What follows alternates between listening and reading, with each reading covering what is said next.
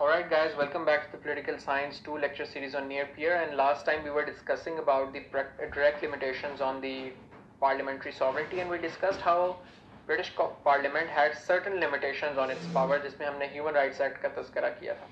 Now the third important thing in this regard is the creation of UK Supreme Court. So prior to 2009 there was no Supreme Court in the United Kingdom. House of Lords, which is the upper chamber of the parliament, used to serve as the highest appellate forum. तो highest court of appeal जो थी, सबसे highest appeal supreme court तक नहीं जाती थी क्योंकि supreme court exist ही नहीं करती थी. Highest appeal House of Lords तक जाती थी. सो पार्लियामेंट बहुत पावरफुल थी, बिल्कुल सॉवरन थी. इसीलिए जुडिशियल रिव्यू का तो सवाल ही पैदा नहीं होता ना, क्योंकि सुप्रीम कोर्ट अमूमी तौर पर जुडिशियल रिव्यू करती है किसी एक्ट को लीगल या इनवैलिड या अल्ट्रा वायरिस डिक्लेयर करती है, जैसे हमने डिस्कस किया. तो यूके में वो सिरे से था ही नहीं, मगर 2009 में वो अपील की हाईएस्ट अपील की पावर हाउस ऑफ लॉर्ड से लेकर सुप्रीम कोर्ट को दे दी गई. तो ये इसने भी उसकी पावर्स को थोड़ा लिमिट किया. अगली कुछ है प्रैक्टिकल लिमिटेशंस के जो प्रैक्टिकली पार्लियामेंट को की पावर्स को लिमिट करती है. उसमें सबसे पहले तो जो हमने आइडिया पॉलिटिकल सॉवरेंटी का डिस्कस किया कि public opinion and public has the real power since people elect parliaments, since people can क्या कहना चाहिए उनको, they can oust the parliamentary members in next elections. So parliamentarians have a direct incentive to respond to the wishes of the public. Hence this in a way, public opinion in a way, and political sovereignty is in this way a check on the power of the parliament. So ये labour party का pamphlet 1945 की उस पर quotation लिखी हुई थी, it really rest with you, you determine the membership and thereby policy of the house of Commons. Second is rule of law, कि एक सेट पैटर्न, एक सेट चीजें हैं कुछ के, इनके अलावा चीजें नहीं बनाई जा सकती. So British parliament will never legislate and can not legislate कि किसी बंदे को, कोई बंदा जो एक्यूज्ड है उसको राइट ऑफ हियरिंग ना दिया जाए, because this is against the rule of law. या ये कहा जाए कि किसी बंदे को बगैर किसी सबूत के अरेस्ट करके जेल में 15 दिनों के लिए बंद कर दिया जाए. This can not happen. British parliament ये नहीं कानून साजी ऐसी कर सकती क्योंकि ये रूल ऑफ लॉ के अगेंस्ट है.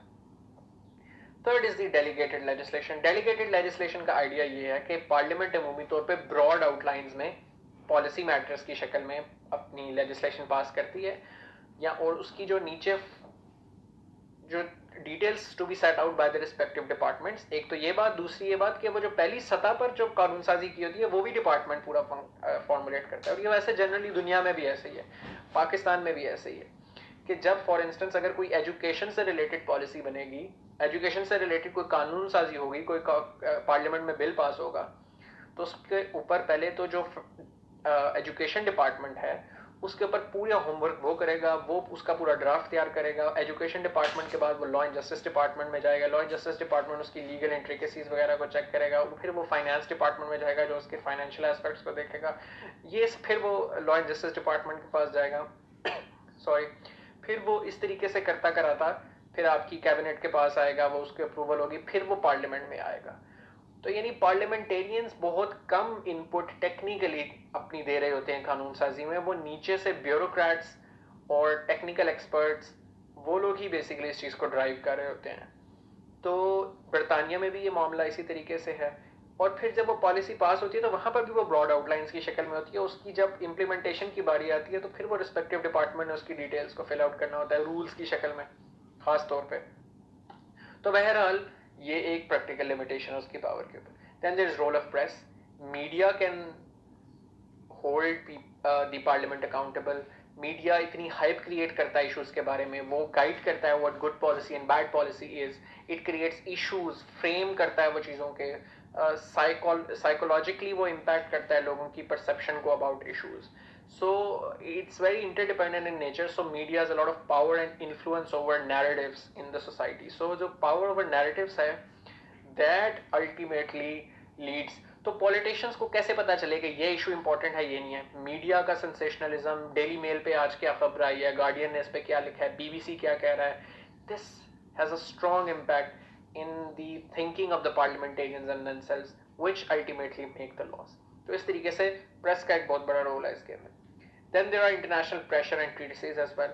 तो आपकी जो इंटरनेशनल ऑब्लिगेशंस हैं, इंटरनेशनल कमिटमेंट्स हैं, जैसे कि हमने इसकी डिस्कशन की पहले, यहाँ फॉर इंस्टेंस अगर कोई क्लाइमेट अकॉर्ड किया हुआ है इन्होंने, या कोई आपस में ट्रेड एग्रीमेंट किया हुआ है, तो फिर आप उसके अगेंस्ट पॉलिसी नहीं बना सकते अगर आपने वो एग्रीमेंट किया हुआ है। वैसे भी जनरली इंटरनेशनल प्रेशर्स जो हैं वो इम्पैक्ट करते हैं आपकी डिसीजन मेकिंग को, because you have to stand amongst the committee of Nations.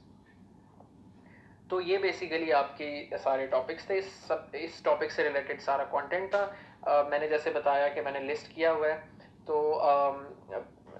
Lectures के अंदर जो जो पॉइंट्स थे जिसके आगे ये एक्स्ट्रा इन्फॉर्मेशन थी, लेट मी शो यू। जैसे ये पॉइंट नंबर 2 यहाँ पर मैंने अगर लिखा है, तो इसके कॉरेस्पॉन्डिंग आखिरी स्लाइड में ये पॉइंट नंबर 2 ये वाला आर्टिकल है। So if you write English Civil War an overview by ThoughtCo, this is the website जहाँ पर आपको उसकी डिटेल मजीद मिल जाएगी। Magna Carta, what is it, why is it still important today, by Independent, similarly Glorious Revolution by Encyclopaedia Britannica. You just have to type this, because what we noticed was that people were asking me directly कि इससे related आपने video में कहा था कि आप resource देंगे लेकिन आप दिया नहीं। वो कभी कभी टेक्निकल एरर्स आते हैं and it doesn't get attached to description. तो what I have done is that to be on the safe side, this is the most easiest way कि जो भी एडिशनल आपसे रीडिंग रिक्वायर्ड है, I will just write the title and the website in this additional resources tab. You can just look at this slide, type it in the next tab, and find the additional resource yourself. I hope this lecture helped you guys. I'll see you next time, and we'll discuss the sources of British Constitution.